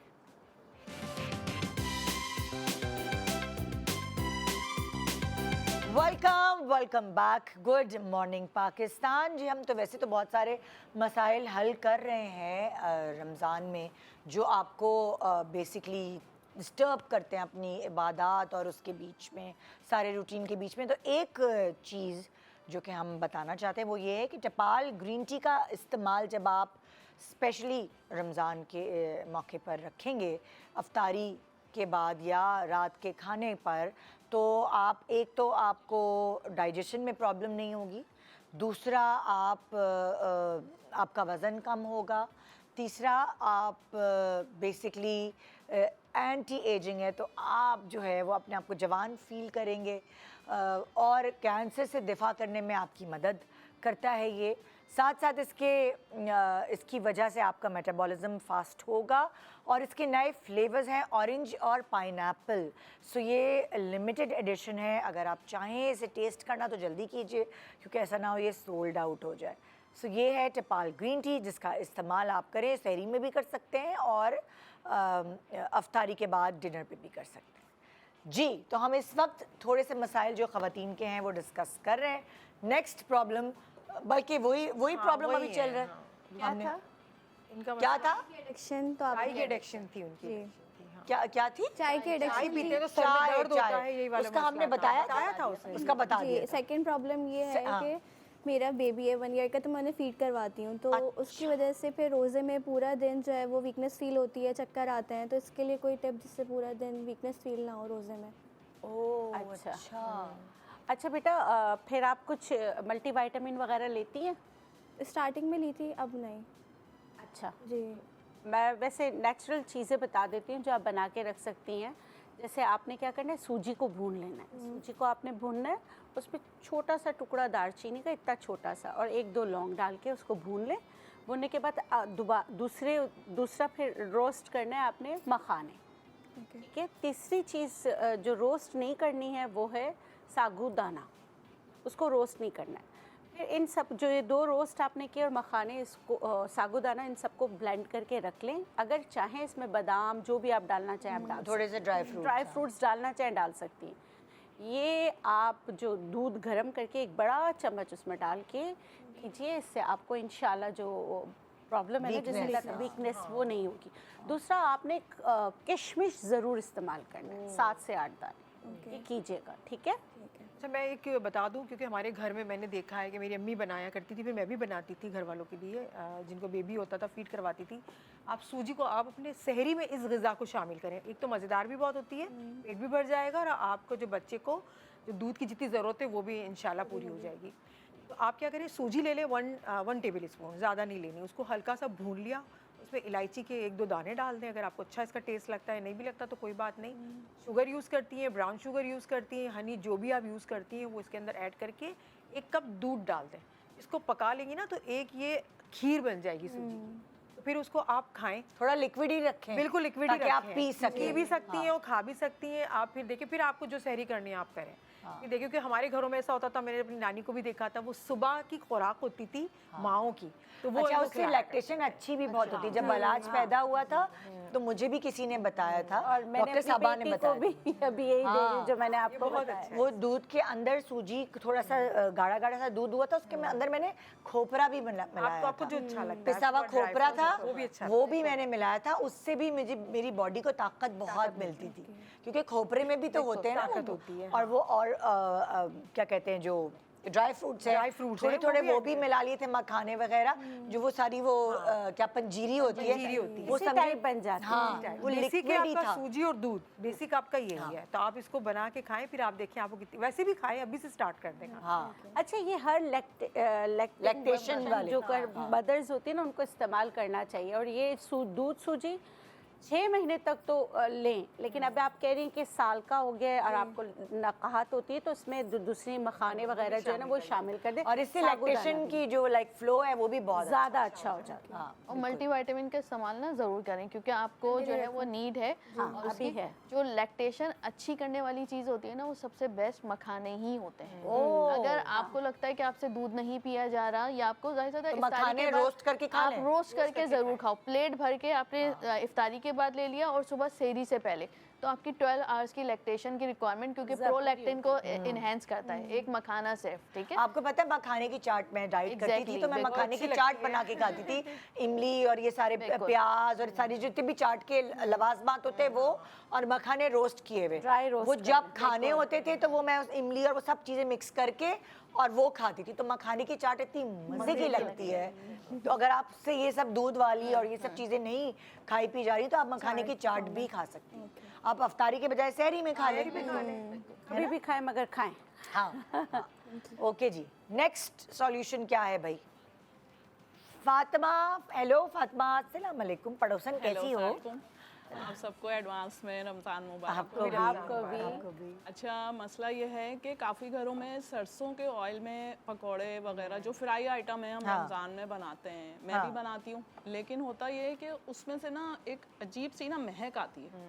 वो बच्चे ख़ास तौर पे बहुत बोलते हैं कि मतलब उनको वो पसंद नहीं आता। उसका कोई बताएं टिप के वो स्मेल नहीं क्यों बनाते हैं सरसों के ऑयल में वैसे? मतलब अच्छा होता है। नहीं, सरसों के तेल में मैं बताती हूँ, इसलिए बनाते कि वो जो चीज़ जो सरसों के तेल में जाती है ना वो ख़राब नहीं होती। हाँ, मतलब जैसे अचार भी ख़राब नहीं होता, शेल्फ लाइफ बढ़ जाती है। शेल्फ लाइफ बढ़ जाती है और कम इस्तेमाल होता है। फ्राई करने से क्या फ़ायदा? फ्राई करने से उसका जायका अच्छा लगता है। मैं आपको बता देती हूँ, आपने सरसों का तेल कुकिंग ऑयल कैसे बनाना है। बहुत आसान है। सरसों में नेचुरल जो है ना वाटर कंटेंट होता है तेल में, उसको जब तक ख़त्म नहीं करेंगे उसकी हींग नहीं जाएगी। आपने इतना छोटा सा टुकड़ा बासी रोटी का टुकड़ा उसमें डालना है, एक पूरा लहसुन, चाय पतीली भरकर आपने सरसों का तेल लिया है, ठीक है, उसको आप डालकर बिल्कुल जब ये काला होके ऊपर आ जाएगा ना, तो आपको लगेगा जैसे डार्क हो रहा है, कुछ नहीं। जब आप इसको छानेंगे ना तो सरसों का कलर भी कट चुका होगा, सरसों बिल्कुल वाइट कलर का हो चुका होगा। आप इसको छान लें, या पीले से थोड़ा सा वाइटिश की तरफ जा चुका होगा, छाने इस्तेमाल करें, कुछ भी नहीं, इसकी अफादियत तो ख़त्म नहीं होगी। नहीं, अफादियत ख़त्म नहीं होगी। सरसों के तेल की एक बात है कि ये दूसरों के जो जायका है उसको ख़त्म नहीं करता, और प्रिजर्व करते हैं दूसरी चीज़ों के दूसरा जायके। अच्छा, मैंने मुझे खैर सरसों के तेल की फ्राई चीज़ें मुझे नहीं अच्छी लगती, बट मैंने एक चीज़ इसकी एक अच्छी क्वालिटी देखी थी कि आप जो हमारा वेजिटेबल ऑयल होता है, जब हम उसको फ्राई करते हैं तो समोसे, पकोड़े, रोल, उसके अंदर तक ऑयल घुस जाता है ना, ऑयली हो जाता है। सरसों में नहीं होता, नहीं जाता। सिर्फ बाहर को ये फ्राई करके अंदर तक नहीं घुसता नहीं है। तो मैंने ये क्वालिटी देखी थी, हेल्दी ऑल्सो। हाँ, तो ये वाली मैंने क्वालिटी जो अच्छा, मैंने ये जैसे डॉक्टर बिल्किस ने बताया बहुत अच्छी टिप है, लेकिन मैंने जो अपनी अम्मी को करते हुए देखा है वो 1 चम्मच कलौंजी डाल के वो कलौंजी नीचे बैठ जाती है और उसमें जो फाइटिक एसिड्स होते हैं ना वो आपके उड़ जाते हैं। जैसे बता रही है ना पानी की क्वांटिटी, वो फाइटिक एसिड होते हैं जो आपकी बॉडी के लिए अच्छे नहीं होते। हाँ, वो उड़ जाते हैं। इसलिए आपने सुना होगा कि ना कहते हैं पहले तेल कड़का लो। उसका मतलब ही यही होता है कि वो बिल्कुल जो धुआं छोड़ने लग जाए आपका, तो वो सारा पानी उड़ जाता है। फिर आप उसे जो है वो छोड़ दीजिए, आप निकालना चाहे निकाल दें, लेकिन उसके बाद भी ना वो तेज़ी से कड़क हो जाता है, आप रेडी टू यूज़ होता है। एक तेल अंदर नहीं जाएगा, दूसरा आपके लिए हेल्दी होगा क्योंकि phytic acid are not good for your health. तो उसमें सारी वो चीज़ें फिर उस तेल में रहेंगी जो आपकी बॉडी के लिए अच्छी। ये तो बड़ी इंफॉर्मेटिव और चीज़ों को ख़राब बिल्कुल नहीं करता। खराब तो नहीं करता। हाँ। अच्छा, एक और प्रॉब्लम ये है कि हेयर फॉल बहुत ज़्यादा हो जाता है मुझे रमज़ान में ना, काफ़ी हो जाता है, बाल बिल्कुल ड्राई हो जाते हैं क्योंकि पानी वगैरह कम पीते हैं। तो उसके लिए भी कोई टिप्स बता दें अच्छी सी। अच्छा, अगर आपको लगता है कि पानी कम पीने की वजह से होता है तो आप वो फ्रूट्स खाएं जो कि आपकी रिटेंशन कराएं, ठीक है। जैसे अभी इन्होंने बताया था कि जो है आप जब इफ्तारी कर रही हैं उसमें 1 चम्मच आपने या तो ईसबगोल डाल लीजिए, ये रिटेंशन वाले होते हैं, ठीक है, या आप तुखमलंगा शामिल कर लीजिए, या आप चिया सीड शामिल कर लीजिए, तो ये आपके अंदर वाटर होल्ड करके रखते हैं। बाज़ दफ़ा आपने सुना होगा बहुत सारे लोगों का होता है कि हम 1 गिलास पानी पीते हैं लेकिन हम 4 दफ़ा वॉशरूम जाते हैं, तो इट मीन्स कि आपकी किडनी एक्सेस वर्क करना शुरू कर देती है, ठीक है। तो वो चीज़ें इस्तेमाल कीजिए जो आपका वाटर होल्ड कर रिटेन करें रिटेन body में। बिल्कुल। अच्छा नहीं, retention is something else. Retention में ये होता है कि आपकी किडनी काम नहीं कर रही होती। होल्डिंग का मतलब ये होता है कि आपके हर जो है वो एज़ा में आपकी नसों को बराबर मिल रहा अच्छा, है, आपको पानी इक्वली डिस्ट्रीब्यूशन हो रही है। तो ये चीज़ें ऐसी होती हैं जो आपकी इक्वली डिस्ट्रीब्यूट, किडनी फॉरन फिल्टर नहीं कर देता। तो आपकी इक्वली डिस्ट्रीब्यूशन जब होती है तो उसमें आपके ना बाल ड्राई होंगे। सेकंड ये कि आपके वाइटामिन्स का इंटेक अच्छा नहीं होगा, ठीक है। तो आपने वाइटामिन्स कोई अच्छी मल्टीविटामिन A to Z आपने शामिल करनी है, फॉलिक एसिड अच्छा लेना है और जिंक का इस्तेमाल करना है, तो आपके बाल ना ड्राई होंगे और ना ही हेयर फॉल। अच्छा, एक सवाल मैंने भी करना है क्योंकि मेरा रूटीन अभी ये है कि मैं अंधेरे में खाना नहीं खाती।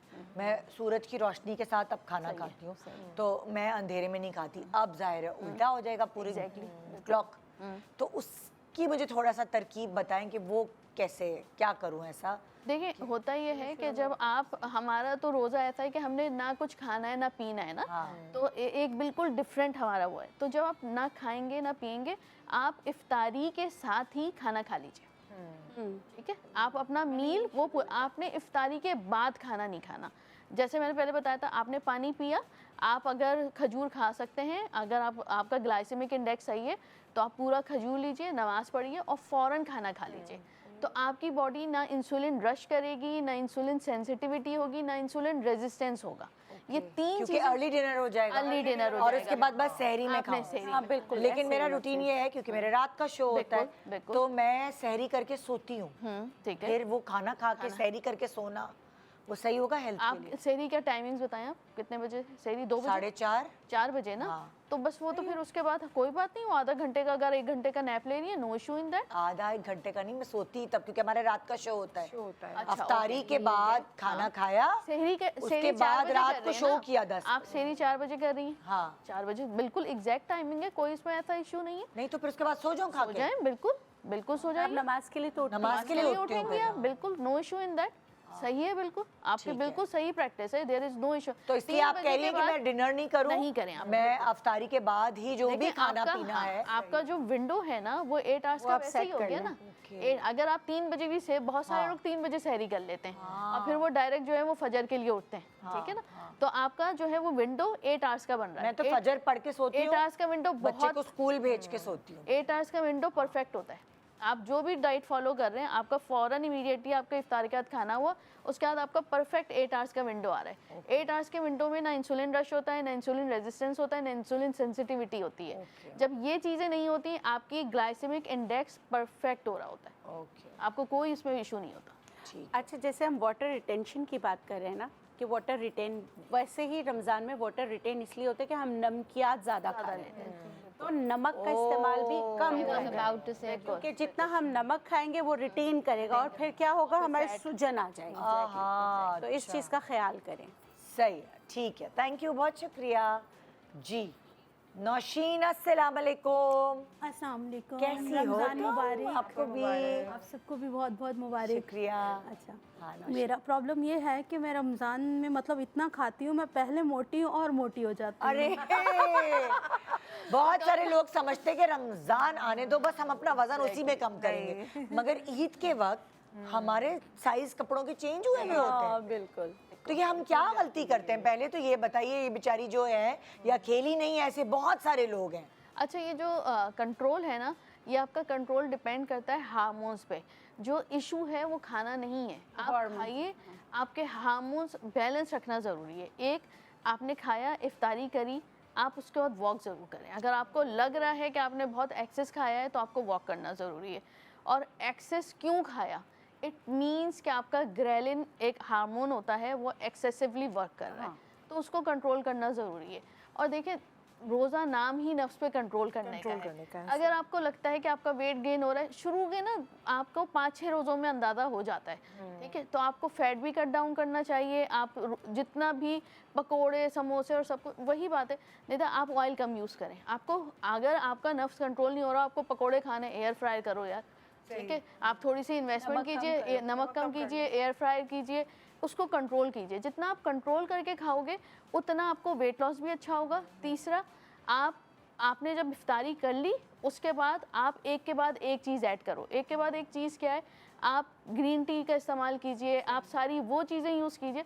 मैंने देखा है कि इफ्तारी के बाद से लेकर लोग सहरी तक खा ही रहे होते हैं, हर घंटे पे खा रहे होते हैं। मैंने इफ्तारी के बाद ना एक एक्स्ट्रा प्लेट भी रख देती हूँ कि मैं थोड़ी थोड़ी देर में खाती रहूँगी। बट मुझे लगता है Ramzan is the best time of the year जहाँ पे आप अपनी ना बॉडी को पूरा क्लीन आउट कर सकते हैं। आप कोशिश करें कि आप हेल्दी ऑप्शंस की तरफ जाएं, नमक का कम इस्तेमाल करें। अब मैंने मोस्टली लोगों की प्रैक्टिस देखी है, जब रमज़ान में आप इफ्तार करते हैं ना, तो खजूर से ज़्यादा वो शरबत का इंटेक करते हैं, ज़्यादा पी रहे होते हैं, 2-3 तरह के शरबत, direct form of sugar in your body, आप ना डालें उसको अपनी बॉडी उसके बाद और क्रेविंग होती है। आप ये कर सकते हैं कि आप अपना क्योंकि हमारे पास देखिए ईशा के बाद सहरी तक काफ़ी टाइम होता है, तो आप अपने लिए छोटे छोटे गोल्स बनाएं कि पहले आज 1000 स्टेप्स मैंने वॉक कर ली, कल मैं 1200 कर लेती हूँ। नमक का इंटेक कम कर लें, शुगर जितनी हद तक होता है। बहुत से लोगों की ना बहुत फॉल्स प्रैक्टिस होती है, वो ये होती है कि आपने इफ्तार कर ली, इफ्तार में आप ये बोलते हैं, बहाना होता है, मुझे तो लगता है कि यही मंथ है जिसमें फ्राई आइटम ज़्यादा खाने चाहिए। हम कहाँ खाते हैं, हालांकि पूरा साल ही खा रहे हैं। आप खाएं, बट ये करें कि आप उसको एयर फ्राई कर दें। आप बहुत से घरों में एयर फ्रायर नहीं होते, आप ओवन में यूज़ कर लें उसे। स्टीम भी कर सकते हैं इसको, आप कर सकते हैं। आप मोमोज जैसे आजकल बहुत ज़्यादा लोग खा रहे हैं, तो ज़रूरी तो नहीं आप फ्राइड मोमोज खाएं। आप क्या कर सकते हैं, स्टीम मोमोज खाना शुरू कर दें, मतलब आप शौक पूरे करें। खवातीन का बेसिक प्रॉब्लम ये होता है कि मैं तो पूरा दिन काम कर रही थी, भाई बच्चों तुम लोग खेलो, अपने बाप के पास जाओ, मैं तो अब सो रही हूँ इफ्तार करके। तो ये भी बड़ा एक होता है कि 1 घंटा मैंने तो बस नींद ले लेनी, आपने इफ्तार किया फौरन सो गई, तो आपने ना वॉक की ना कुछ किया। अगर वॉक का कहे ना, मतूल पता क्या कहती है, सारा दिन तो मैं घर में काम करती हूँ, मेरी वॉक हो गई, ये वाली भी चीजें होती। तो अपने आप से प्यार करें, टाइम दें। और पता है, वॉक करने पार्क में चली जाएं या कहीं करीब घर से निकल जाएं। अगर आप सारा दिन घर में किचन में काम करिए तो आप थोड़ा, आपका माइंड भी रिलैक्स होगा। 1 घंटे के लिए घर से निकल जाएं तरावी से पहले। कहते हैं ना कि मेरे पास इतना टाइम नहीं है कि मैं घर से बाहर निकलूं, तो ना निकलें, आप स्टेयर्स ऊपर नीचे करना शुरू कर दें। यू नो, अगर आप गोल अपना अचीव करना चाहते हैं तो आप घर में भी, अपार्टमेंट में रहती है तो 2-4 दफा। नहीं, आजकल तो वो स्मार्ट टीवी पे लगती है लेज़ली वॉक। वो घर टीवी के सामने खड़े होके वो जिस तरह की मूवमेंट है वो वॉक से ज्यादा इफेक्टिव है। एग्जैक्टली, बिल्कुल। तो करना चाहें तो कुछ भी हो सकता है। सेकंड सवाल है कि मैं ना रमज़ान से पहले जो है ना समोसे बना के रख देती हूँ, फ्रीज कर देती हूँ, फिर उसके बाद जब अफ्तारी के बाद वो तलती हूँ ना, मतलब फ्राई कर लिया, उसके बाद वो बहुत सॉफ्ट अजीब से हो जाते हैं, और मेरे बच्चों को ना क्रंची समोसे चाहिए होते हैं। अच्छा, अब इसका जवाब जो है हम ब्रेक के बाद आके देंगे कि वो जो आप पहले से तैयारी कर लेते हैं उसको कैसे कड़क और बिल्कुल फ्रेश रखें। एक छोटे से ब्रेक के बाद रहिए हमारे साथ। Good morning Pakistan.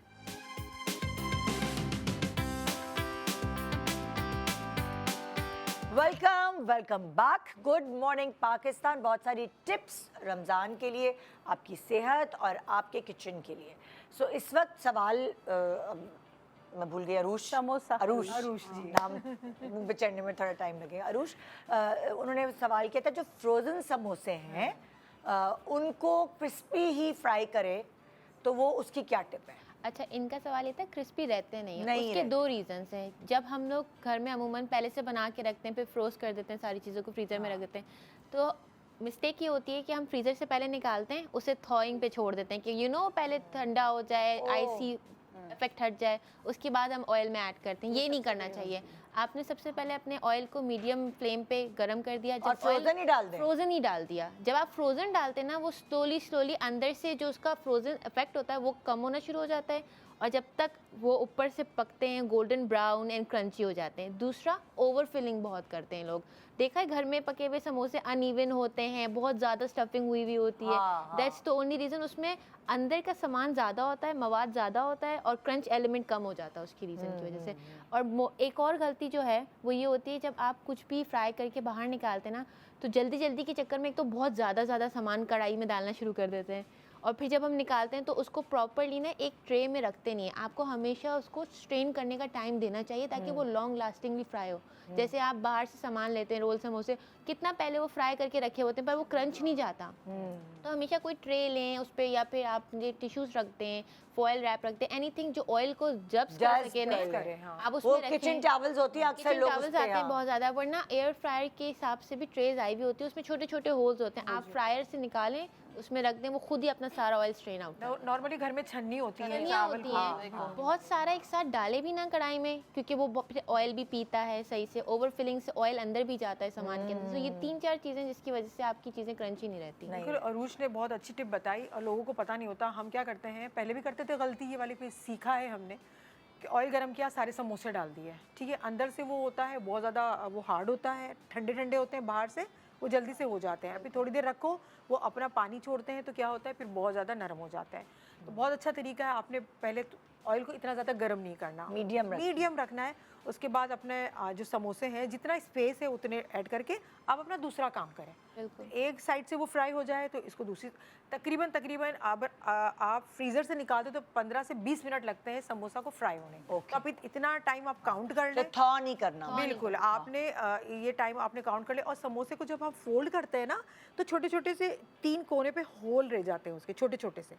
तो वो क्या होता है, उससे ऑयल अंदर जाता है, तो फिर समोसा जो है वो आपका बहुत ज़्यादा नरम हो जाएगा। बट ये जो है ना, उसको बहुत आपने एहतियात करने की बात नहीं, एहतियात के साथ आप इसे फोल्ड करें अपने। ये होल रहने की वजह ये होती है जब हम ओवर फिलिंग करते हैं। आपने ओवर फिलिंग नहीं करनी, उससे आपको इनफ स्पेस मिलती है जब आप समोसा पैक कर रहे होते हो। और थॉ जब हम करते हैं, क्योंकि वर्क होता है, वो शीट बहुत बारीक होती है, तो वो फ्रीज हुई होती है तो सॉलिड होती है। जब आप बाहर रख देते हैं ना, वो फटना शुरू हो जाती है। जब आप फ्रीजर से डायरेक्ट ऑयल में डालते हैं ना, तो उसको उतना स्पेस ही नहीं मिलता कि वो अपना शेप लूज करे।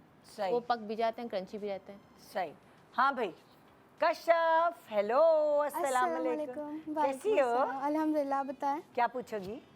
मैं यूनिवर्सिटी जाती हूँ तो रोज़े में बहुत गर्मी होती है, तो पानी तो पी नहीं सकते, उससे ना डिहाइड्रेशन हो जाती है। तो उसके लिए मुझे कुछ बताएं। सहरी में आप क्या करें? सहरी में क्या करें जी? हम तो दही खाते थे यार। दही खाया नहीं जाता ज़्यादा। लस्सी पी लो। लस्सी, दही कम, पानी ज्यादा। हमारे घर में तो यही होता था शुरू से, जब से पानी का बजाय लस्सी पी लो। पतली लस्सी होती थी ना, हम वही पीते थे पानी की जगह। अच्छा, इधर आपकी हेल्प करेगा वाटर रिटेंशन। तो आप जो दही का पानी या लस्सी ना, वो नमकीन हो और उसमें ज़ीरा होना चाहिए, ज़ीरा, पुदीना। क्योंकि अक्सर ये लोग, ये यूनिवर्सिटी कॉलेज जाती है, मैं सारी ज़िंदगी से, हम आधे से ज़्यादा ज़िंदगी हो गई मैं शो करने, सुबह का शो होता था पहले हमारे, तो उसमें हमें शो करने आना होता था। तो मैंने जब से दही को सहरी में ऐड किया था, तो बहुत आसानी हो गई। और सेकंड क्वेश्चन मेरा ये है कि मम्मा सलून तो जाने देती नहीं है, तो आप कुछ ऐसा बताएं कि घर में कोई फेशियल इस तरह का हो कि जो घर में ही हम कर लें जी, तो उस तरह का मुझे कुछ बताएं। अच्छा देखो, सबसे बेहतरीन क्लिंजर जो होता है ना, अगर आप घर का किचन का पूछ रही हैं, तो वो है दूध या दही। अरे पहले ये उम्र की बच्चियां मुंह तो धो लें, ये लोग मुंह नहीं धोती, आते ही कंप्यूटर्स पे बैठ जाती हैं, फोनों पे बैठ जाती हैं। इतनी सी एज है और यूनिवर्सिटी जा रही है तो प्यास लग रही है, लगनी नहीं चाहिए आइडियली ना। तो जब आपका वाटर कंटेंट आपकी बॉडी के लिहाज से नहीं है, आपकी एज के लिहाज से नहीं है, तो स्किन तो खराब होनी है। तो पहले सबसे पहले बेटा इंटरनल डाइट पे आपने तवज्जो देनी है पूरे रमजान। आप पानी का इंटेक अच्छा रखिए, आपके फेस पे खुद ब खुद ग्लो आएगा। अपनी स्किन के लिहाज से आपकी अगर ऑयली स्किन है तो आप सैलिसिलिक एसिड का क्लेंजर इस्तेमाल कीजिए। अगर आपकी बहुत ज़्यादा ड्राई स्किन है तो आप कॉम्बिनेशन बेस जो है, जो मॉइस्चराइजर जिसमें कंटेंट अच्छा हो वो फेस वॉश यूज़ करिए। सन ब्लॉक अच्छा लगाइए, ठीक है। और जब जो है ईद आने वाली हो उससे 2-3 दिन पहले आपने खुश दूध लेकर 2 से 3 काड़ी उसमें ज़ाफ़रान डालिए और फेस पे लगा लीजिए। मास्क के तौर पे आप भी कुछ बता रही थी ना? फुल फेस आपका जो है वो ग्लो करेगा, क्योंकि अच्छा, ये भी कुछ बता ऑल रही टाइप ऑफ स्किन। आप क्या बता रही थी? अच्छा, मैं ये बता रही थी कि जैसे क्लेंजिंग करने के लिए जो जैसे हम दूध में लेमन स्क्वीज करके उसका जो वाटर कंटेंट होता है वो आपका क्लेंजिंग मिल्क बन जाएगा। अच्छा, वो उससे आप क्लेंस रोज़ाना ज़रूर कर लिया करें। और दूसरा कि आज से ही ईद तक मैं एक चीज़ बता देती हूँ, आप 5 बादाम ले लीजिए, उसको भिगो कर पहले भिगो कर उसको पीस लीजिए और उसमें आप 2 से 3 चम्मच एलोवेरा जेल डाल दीजिए, ठीक है। और फिर जब इसको इस्तेमाल करने लगे तो थोड़ा सा दही मिला लीजिए। तो ये रोज़ाना रात सोने से पहले अच्छी तरह स्किन पे, गर्दन पे, हाथों पाँव पे लगाया जैसे आप चाहती हैं, जो आपका एक्सपोज्ड एरिया साफ रहे उस पर लगाने के बाद आपको लगेगा कि जैसे बादाम जज्ब नहीं हो रहा तो थोड़ा सा उसको झाड़ लीजिए, बस सो जाइए, सुबह चेहरा धो लीजिए इंशाल्लाह। और आप लोग कह रहे हैं ना जैसे बॉडी स्क्रब करें तो फेस भी हफ्ते में एक दफ़ा स्क्रब कर सकते हैं ताकि वो जो धूप में तुम जा रही हो और वो भी पूरी और एक आप ग्लो आ जाए। यूनिवर्सिटी गोइंग हैं, आप अपनी मम्मा को खाइल कीजिए, सैलून जाना बहुत ज़रूरी होता है। It's a basic need. आजकल के दौर में ना आप देखो बच्चे मसरूफ़ रहते हैं, पढ़ाई का time, proper manicure, pedicure, hair treatment ये अच्छे सैलून में जाकर लो। भले जो है आप साल में 3 दफ़ा 4 दफ़ा लें, लेकिन अच्छे सैलून में फुल आपको बॉडी मेकअप ज़रूरी होता है। बॉडी मेकअप में ये सारी चीज़ें आ जाती हैं। और हमारे ज़माने में ना अपर लिप्स ना आईब्रोज बनाने देते थे। आजकल अगर ये नहीं करते तो ये जुल्म है बच्चियों पर। तो प्लीज़ उनकी अपर लिप्स और जो थ्रेडिंग है, जो वैक्सिंग है, वो करवाओ। कॉलेज वॉलेज जाने के लिए भी, क्योंकि जैसा ज़माना है वैसे चलना पड़ता अच्छा, कुछ खवातीन ऐसे कहती है, जब मैं कहती हूँ कि इसके बुशी जैसे वो है ना आईब्रोज है तो थोड़ा सा तो वो करें ताकि चेहरे पे मासूमियत है। नहीं नहीं नहीं, जब तक शादी नहीं होगी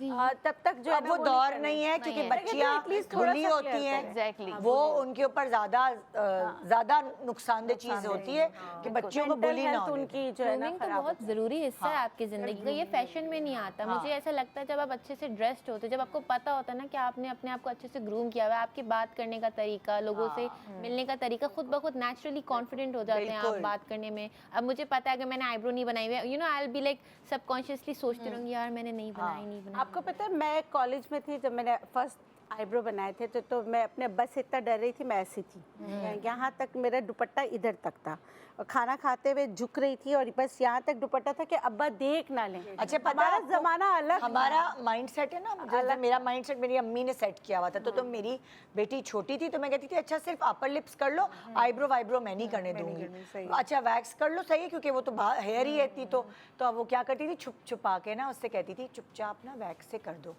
आईब्रोज, मम्मा को पता ना लगे। वो सब मुझे बाद में बताया, क्योंकि मेरा माइंडसेट भी अपनी अम्मी ने सेट किया हुआ था। बिल्कुल। मगर कॉलेज जाने वाली बच्चियों के लिए जरूरी है कि वो अच्छा, आजकल की माँ ये भी कहती है, मैं सुनती हूँ ना कि नहीं नहीं फेशियल नहीं लेना, स्किन साफ नहीं करानी, वैक्सिंग, हमारी स्किन बहुत जल्दी बूढ़ी हो जाएगी। ये वाला जो है ना, ये कॉन्सेप्ट पता नहीं क्यों गलत कॉन्सेप्ट दिमाग में, आपकी अम्मी भी यही कहती है। ये वाला हो गया, स्किन साफ होती है, उससे ग्रोथ कम हो जाती है। बट इसलिए ज़रूरी भी है आप हर सैलून ना जाएं, अच्छे यू नो जिसका पता हो कि वो अच्छी प्रोडक्ट्स यूज़ करते हैं, क्योंकि ये प्रोडक्ट्स बहुत हार्मफुल भी होते हैं अगर आप गलत यूज़ ना करें। जो क्रीम्स यूज़ नहीं करें, जितनी भी फेयरनेस क्रीम्स आती हैं और हेयर रिमूविंग क्रीम्स वो काला करवाएं आप। अच्छा, एक तो वैक्सिंग के अलावा अगर आप अफोर्ड कर सकते हो तो लेजर करवाएं। Laser is the best option. हाँ, वो जान छूट 16 ईयर के बाद, 16 साल के बाद, क्योंकि मेरे पास आती है 14 साल में, उन्होंने किसी ने उनको रिकमेंड किया होता और वो लेज़र करा चुकी होती, फिर उनकी स्किन बहुत ना स्पाइडर वेन्स आ जाते हैं ना डॉक्टर साहब, बिल्कुल ऐसे इस तरह हो जाता है। तो अपनी एज को देखते हुए फिर आप कोई प्रोसीजर पे जाएं। हाँ, ओके, कोई और सवाल है? नहीं नहीं, thank you. Thank you. Nadia, वो क्या है? जी, मेरी बग्गो, तुम बोलो जी। जी। मेरी बग्गो, मेरी सॉरी कितना हाँ भाई, क्या सवाल है नादिया? मेरा सवाल ये है कि मेरी वालदा हैं, वो रोज़े रखती हैं, अच्छा, ठीक है ना, उनका शुगर लेवल इतना डाउन हो जाता है कि बस कंट्रोल नहीं होता। दूसरा फिर जब वो अफ्तारी करती हैं, अफ्तारी में वो इतना मीठा ले लेती हैं कि फिर उनकी तबीयत ख़राब होती है। आप कुछ ऐसी टिप बताएं मुझे जो उनको, वो डायबिटिक पेशेंट है? नहीं नहीं है। नहीं, हाइपोग्लिसेमिया वो एज के हिसाब से। जी एज ज़्यादा है ज़रा। तो ये बुजुर्गों के लिए, सबके लिए सवाल है कि ऐसे ही उनका शुगर लेवल डाउन हो जाता है अगर वो डायबिटिक भी नहीं है, तो क्या करें? अगर ये इतना शुगर लेवल डाउन हो रहा है तो फिर serum iron, ferritin, vitamin B12 और CBC करवाना इनका नेसेसिटी है, क्योंकि रक्त तो ले रही हैं और फिर उसके बाद वो she and up with the excess food. उसके बाद जो है आपका इंसुलिन जो है वो सर्जिंग भी आती होगी और इंसुलिन एक्सेप्शनल लेवल पे जाकर हाई होता होगा। पता है क्या, इस उम्र की खवातीन सुनती भी नहीं है। एग्जैक्टली, उनको वो ज्यादा रिलीजियस हो जाती है, उनको रोजे भी रखने, इसीलिए जो है वो पहले रोजे रखने से पहले भाई साहब एज फैक्टर भी है ना, किडनी फंक्शन टेस्ट और लिवर फंक्शन टेस्ट और ये सारे टेस्ट जो बताएं वो कराने ज़रूरी हैं। अल्लाह ना करे अगर आयरन और फेरेटिन बहुत लेवल पे नीचे है तो रोज़ा नहीं रख सकती वो, क्योंकि बहुत अगर हाइपोग्लाइसेमिया हो रहा है तो किडनी एकदम से शट डाउन भी हो जाती है, लिवर भी शट डाउन होने के उसमें फेज में जा सकता है। तो पहले ये सारे आप जो है करवाइए टेस्ट। अगर इसमें कोई चीज़ आती है तो कंसल्टेंट से मशवरा करके उनको वैसी ही मेडिसिन इस्तेमाल करवा के फिर जो है वो रोज़ा रखें, ताकि वो अपनी जितनी भी कमियां हैं वो दूर करें और उसके बाद से रोजा, क्योंकि ये कोई ऐसी चीज़ नहीं है, ये प्रॉब्लम ऐसी नहीं है कि आप जो है वो डायरेक्ट आप सुबह में ये खा लें तो आपको फ़र्क पड़ जाएगा इफ्तारी के बाद। इट्स नॉट लाइक, क्योंकि एज फैक्टर भी है तो पहले से प्रायरली आपको, और वैसे भी मैं रिकमेंड करती हूँ कि 50+ वाले अब इंटरनेशनली सारे जगह पे WHO की रिकमेंडेशन भी यही होती है कि अगर आपको फास्टिंग करनी है तो आपके प्रायर टेस्ट सारे हुए होने चाहिए उस, ताकि आपकी बॉडी आप अपने आप को उसी खाने के लिहाज से बॉडी को डाल सकें। अच्छा, एक और चीज़ है इंजीर, उनके ग़िज़ा में इंजीर, और जैसे हमने लैक्टेशन मदर्स के लिए बताया है ना, जो एक मखाने, सूजी वगैरह, ये उनके ग़िज़ा में ज़रूर ताकत वाली चीज़ है, ताकत वाली चीज़ है। विटामिन D3 ज़रूर चेक करें, जैसे डॉक्टर साहब ने कहा इन सारे टेस्ट के साथ विटामिन D3 भी ज़रूरी है। अच्छा, एक चीज़ मैं अपने लिए भी पूछूं, मौके से फ़ायदा उठाऊं ना, मुझे क्या होता है अक्सर रोज़ों के दौरान कभी भी मेरी कमर शमर में कोई दर्द नहीं होता, लेकिन मुझे पिंडलियों में और कमर में ये मुझे थोड़े रोज़े रखने के बाद से दर्द शुरू हो जाता है।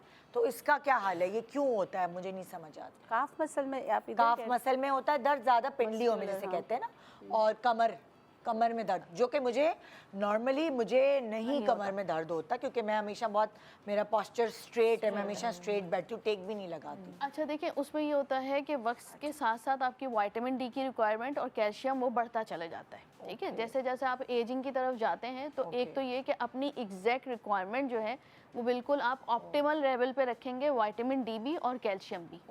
तो कैल्शियम के लिए आप दूध का इस्तेमाल कर सकती हैं, टैबलेट आती है वो डाल के पानी में पी सकते हैं, इफ्तारी पे पी लीजिए, सुबह सहरी में पी लीजिए। विटामिन D के लिए पहले टेस्ट कराइए कितने लेवल पे है, बहुत कम है तो इंजेक्शन के थ्रू करवाइए, नहीं है तो आप कैप्सूल आती है वो भी आप ले सकते हैं वंस वीकली 2.5 लाख यूनिट की, तो आपका ऑप्टिमल लेवल पे खुद ही पहुंच जाएगा। इसके अलावा जो स्पेसिफिकली पिंडलियों में दर्द हो रहा है वो मैग्नीशियम ग्लाइसिनेट कम होने की निशानी होती है, ठीक है। तो आपके क्योंकि ये स्केलेटल मसल हैं तो उसमें मैग्नीशियम थ्रियोनेट लेने की ज़रूरत होती है। ग्लाइसिनेट से आपको नींद अच्छी आती है, वो आपके ब्लड ब्रेन बैरियर को क्रॉस करता है, इससे आपको नींद बहुत अच्छी इफेक्टिव आएगी। लेकिन अगर आपको पिंडियों में दर्द हो रहा है तो थ्रियोनेट लेने की ज़रूरत है, मैग्नीशियम थ्रियोनेट, उसका इस्तेमाल कीजिए। 200 मिलीग्राम आपने सुबह में और रात में लेनी है। जब सुबह में लूंगी तो शो पे नींद आएगी? नहीं, आप स्केलेटल मसल्स वाली लेंगी ना, थ्रियोनेट, मैग्नीशियम थ्रियोनेट से नहीं आती। रात में आप बिसग्लाइसिनेट ले लीजिए, वो आपकी रिक्वायरमेंट दिमाग के थ्रू पूरी करेगा, और सुबह में आप मैग्नीशियम थ्रियोनेट ले लीजिए। 200 मिलीग्राम की डोज रखेंगे। अगर देखें कि आपको पिंडियों के दर्द में फ़र्क है तो समझ जाएंगे कैल्शियम ही कम है। और डार्क चॉकलेट का इस्तेमाल, थोड़ी सी आपने सुबह में डार्क चॉकलेट खा ली, लेकिन अगर आप सुबह में लेंगी तो आपको प्यास लगेगी, इसलिए इफ्तारी के बाद लेना ज़्यादा बेहतर है। अच्छा, पंपकिन सीड्स बहुत अच्छे होते हैं कि वो आपने रात को लाजमी खाना है, और हमारी नेचुरोपैथी में जो मेरे उस्ताद ने मुझे सिखाया है उसके हिसाब से अगर आपका इस तरह दर्द हो रहा है ना और ये दर्द अनबेरेबल जा नहीं रहा है, ख़वातीन में हो रहा है तो यूट्रस, और अगर वो स्ट्रेस ले रही हैं तो हार्ट, यानी कि आपको फेरेटिन लेवल भी सही करने की ज़रूरत है। हाँ ठीक है, ये ज़रूर चेक कराइएगा। जी, आओ एक छोटे से ब्रेक के बाद देखते रहिए गुड मॉर्निंग पाकिस्तान।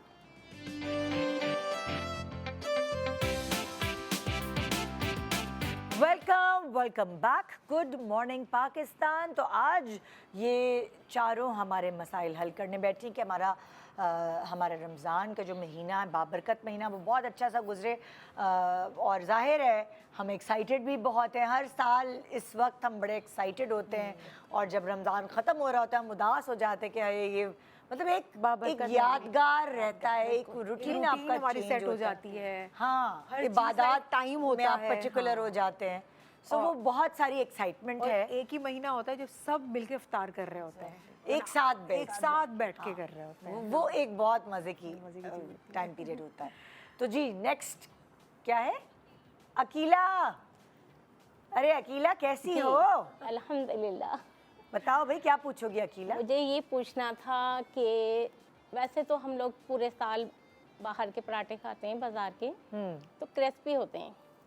रमज़ान में जो बहुएं बनाती हैं वो क्रिस्पी नहीं होते हैं। बहू पे ये हम बनाएं, ये बहुएं बनाएं, वो बात नहीं आती क्रिस्पी की। तो आप कुछ ऐसी मुझे रेसिपी बताएं जिससे क्रिस्पी पराठे हो जाएं। अच्छे पराठे बन जाए। अच्छा मैं आपको बता दूं, आप वैसे गंदम का आटा यूज़ करती होंगी। बिल्कुल। ठीक है, गंदम का आटा यूज़ करती है ना, तो आप क्या करें, रमज़ान में वैसे भी पराठे आपको खाने हो, फाइन आटा भी मिलता है। अच्छा। हम जो बाजार से पूरियां खाते हैं, पराठे खाते हैं, वो फाइन आटे की होती है। आप मैदा? क्या करें? हाँ मैदा होता नहीं मैदा नहीं, फाइन आटा एक अलग होता सुपर है। फाइन आटा अलग सुपर होता फाइन है। आटा अलग होता सफेद है। आटा हम लोग जैसे सफेद आटा, उसका नाम ही फाइन आटा है। हम चक्की का आटा खाते हैं, चक्की का अलग आप होता है। उसको भी और पिसवा लें तो वो सफेद हो जाता है। आप वहाँ जाएंगी ना आटा लेने के लिए, उनके पास आप बोलेंगी ना फाइन आटा, वो आपको दे देंगे। वो समझते हैं, उनको क्या मैदा ही होता है, नहीं उसको ना, blend मैदा किया अलग होता है। मैदा बिल्कुल मैदा अलग is होता है, something फाइन else आटा and अलग fine होता है। आटा is else। वो बिल्कुल अलग होता है। चक्की आटा हाँ, और क्या कहते हैं, सफेद आटे की सुपर रोटी आटा, होती है, मैंने खाई है बिल्कुल बिल्कुल। बिल्कुल बहुत अच्छा होता है। आप इसको मिक्स कर लें। मैंने ये पराठे बनाने वाले होते हैं ना, मैंने उन्हीं से पूछा था, मुझे किसी ने सिखाई नहीं थी। नहीं ये एक मेरे पड़ोसी थे, वो सफेद आटे की रोटी खाते थे घर रोटी पे। भी खाते हैं। तो वो मैदा नहीं होता, सफेद आटा सफेद आटा होता है, वो पॉलिश्ड आटा होता है। उसको फाइन आटा कहा जाता है। वो मिलता है आपको, ब्रांड के भी मिलते हैं, आप वैसे भी चक्की से ले लें, हर जगह मिलता है। आपने गंदम का आटा और फाइन आटा दोनों आपने बराबर बराबर ले लेना है। इसको मिक्स करके रख दें, छान के मिक्स करके रख दें। फिर उसमें आपने क्या करना है, आटा ले लें थोड़ा सा। अगर आपने 4-5 पराठे बनाने हैं तो 1 टेबल स्पून घी ऐड करें, थोड़ा सा नमक, और गर्म पानी से इसको गूंद लें, इसकी डो बना लें, नीम गर्म पानी से, दूध थोड़ा और इसको रेस्ट करने के लिए छोड़ दें। फ़ौरन आटा गूंद के आपने रोटियां नहीं बनानी, ठीक है। इसको आपने रेस्ट करने के लिए छोड़ दें। जब रेस्ट करने के बाद फिर आपने पेड़े बनाए, फिर आप बल वाले पराठे बनाती हैं, सिंपल आप घी की तह लगे हुए पराठे बनाती हैं। फिर इसको बनाएं और तेज़ आंच पे नहीं फ्राई करें, थोड़ा आपके मीडियम, हाँ मीडियम होना चाहिए। और इसको आप फिर फ्राई करें, क्रिस्पी आपके पराठे बनेंगे, बहुत अच्छे बनेंगे। आपके पास कोई है? नहीं, शेफ़ की बात से मैं अग्री करती हूँ, शेफ़ ने सही बात बोली। बस इसमें एक ये है, जब मैं आटा गूंद रही होती हूँ तो मैं उसमें थोड़ा सा लूक वार्म मिल्क ऐड करती हूँ। मिल्क बहुत अच्छा, यानी कि वो क्रिस्पी आउटसाइड होता है और इनसाइड से सॉफ्ट होता है। बाकी पराठे की जो मैं कमर्शियल शेफ़ हूँ तो मैं कमर्शियल आपको उस पर एडवाइस दूंगी कि बेसिक जो होता है ना पराठा, जितना लो फ्लेम पे बनेगा ना उतना क्रिस्पी एंड क्रंची बनेगा। और पराठे को हमेशा कोशिश करें घी में बनाएं या फिर बटर में बना लें, ऑयल से वो क्रंच नहीं डेवलप होता है।